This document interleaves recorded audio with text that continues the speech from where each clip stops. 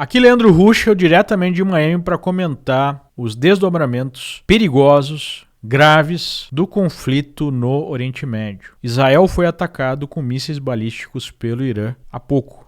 Já era noite no país quando 180 mísseis foram lançados contra Israel, segundo a Casa Branca. A metade desses mísseis foram interceptados por forças americanas e pelo sistema antiaéreo de Israel. O que está por trás desse ataque? O que nós podemos esperar daqui para frente? Esse é o objetivo do nosso vídeo. Recentemente, Israel demonstrou grande capacidade de inteligência e capacidade militar de atingir os seus inimigos. Não podemos esquecer que esse conflito foi iniciado pelo grupo terrorista Hamas, armado, financiado e incentivado por Teherã, pelo regime teocrático iraniano. Israel conseguiu eliminar praticamente toda a liderança do Hamas. Recentemente, a força foi direcionada ao Hezbollah, antigo grupo terrorista libanês, financiado, armado pelo Irã. Israel conseguiu eliminar os 3 escalões principais do Hezbollah, inclusive o seu líder histórico. Foi neutralizado na semana passada. Tudo isso foi humilhante para o Irã, que precisava dar uma demonstração de força, de capacidade de atingir Israel, e parece que esse foi o objetivo do ataque de hoje. Felizmente, não há relatos de mortos ou feridos. E parece que a maior parte desses mísseis que ultrapassaram as defesas israelenses e americanas acabaram explodindo em zonas não povoadas. O que sugere que o objetivo de Irã era produzir essa sinalização, mas não criar grandes danos. Por quê? Porque se os danos fossem maiores, isso iria justificar um ataque em massa, né, uma retaliação em massa de Israel contra o Irã, que parece não ser o objetivo de Teherã no momento. Por sua vez, Israel tem deixado mais claro que o seu principal objetivo seria derrubar o regime iraniano, um regime brutal que oprime o seu próprio povo. E pela capacidade israelense de eliminar de maneira cirúrgica as lideranças de outros grupos, os iranianos estão com as barbas de molho. Só que, claramente, esse jogo de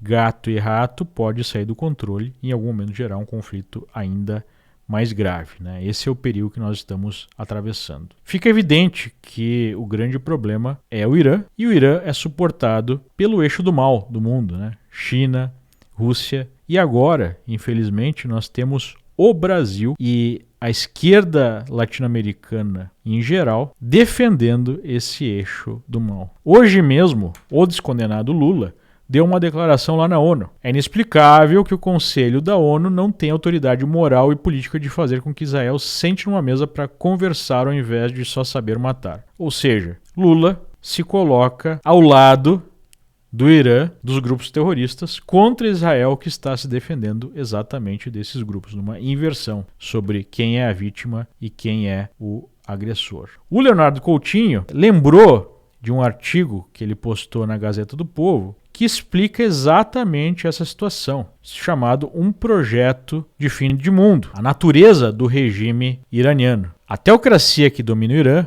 desde 79, tem um objetivo: acabar com o mundo, literalmente.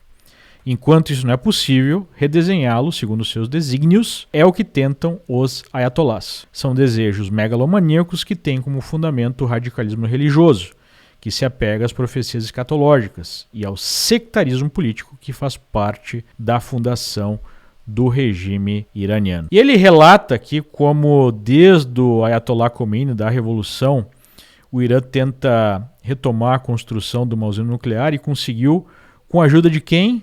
De Hugo Chávez. E aí a gente vê essa aliança entre a esquerda latina e entre o regime iraniano já presente há muito tempo. Não por acaso, a Revolução Iraniana e a queda do Irã, que era pró-ocidental, aconteceu enquanto estava na Casa Branca o Jimmy Carter, um presidente democrata de esquerda, fraco, né? Uma política externa desastrosa. E agora nós temos na Casa Branca quem? Joe Biden, democrata em estado de demência senil, que deixou o mundo entrar em parafuso. Lembra o Guga Chakra? Quase todos os analistas, né, de esquerda, os militantes de redação, falaram: não, Trump é ameaça ao mundo, os democratas vão restabelecer uma normalidade. Que normalidade é essa em que a gente tem a Rússia invadindo a Ucrânia, Israel sendo atacado e agora a China cada vez falando mais grosso em relação a Taiwan. E nós temos uma integrante desse desastre a Kamala Harris querendo chegar à presidência e manter a presidência com os democratas. Israel, sabendo dessa possibilidade, possivelmente acelerou aí os seus avanços, porque sabe que uma Casa Branca dominada pela Kamala Harris seria ainda menos amigável, ainda menos aliada do que o Joe Biden, que falou hoje, né, em retalhar o Irã, mas ninguém mais acredita nos americanos nesse sentido. É um governo fraco que atrai a agressividade. Mas como é que o Hugo Chávez ajudou o Irã a ficar mais perto da bomba, né, o que seria um desastre para o mundo? Está aqui na matéria do Coutinho. O Irã está muito perto de apresentar ao mundo a sua bomba e conseguiu isso em tempo recorde, considerando os contratempos da sua história nuclear. Nos anos 70, o país iniciou a construção da sua primeira usina nuclear.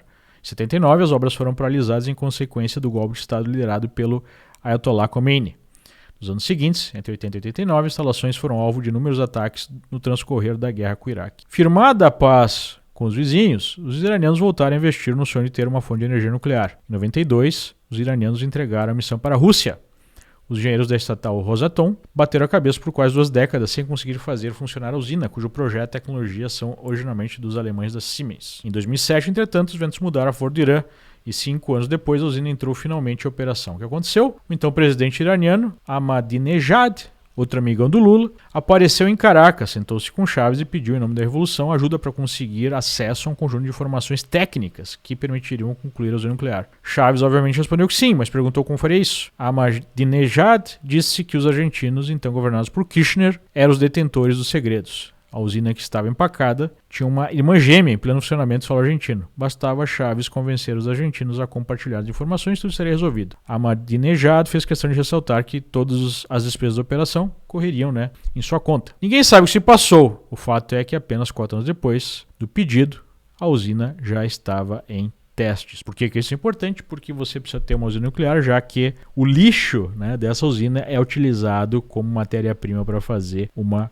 bomba. Então vejam como a esquerda latina, incluindo aí a esquerda brasileira, faz parte de um consórcio que alimentou esse eixo do mal e que pode produzir, literalmente, o fim do mundo. Mas o que deve acontecer até agora? Por enquanto, o mercado não está levando muita fé numa resposta avassaladora de Israel. Aí nós temos o gráfico do petróleo, que está subindo aí 3,6% no dia, já que o Irã é um dos grandes produtores mundiais e toda a região, é chave para a produção do petróleo. Mas não foi uma alta explosiva como se houvesse a iminência de um ataque que destruísse a infraestrutura iraniana ou pudesse levar a um conflito ainda maior.